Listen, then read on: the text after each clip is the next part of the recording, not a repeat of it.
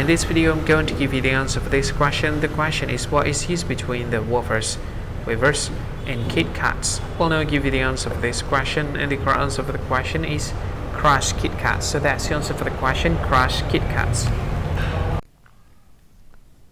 Hi, thank you so much for watching this video. If you find this video is very useful, you can help this channel to grow by subscribing this channel.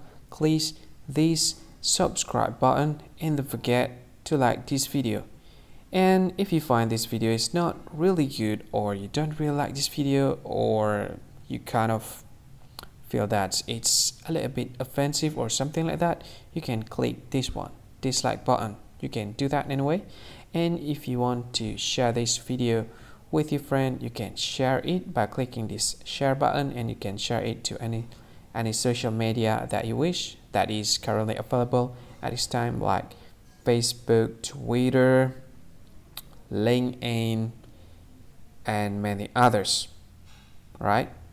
And if you want to add this video to your playlist, you can click this one. You can watch this video later, and you can find more options by clicking these three dots. And yeah, don't forget to subscribe. I think that's all of it. Thank you so much for watching this video, and see you again in another video. Bye bye. See you again.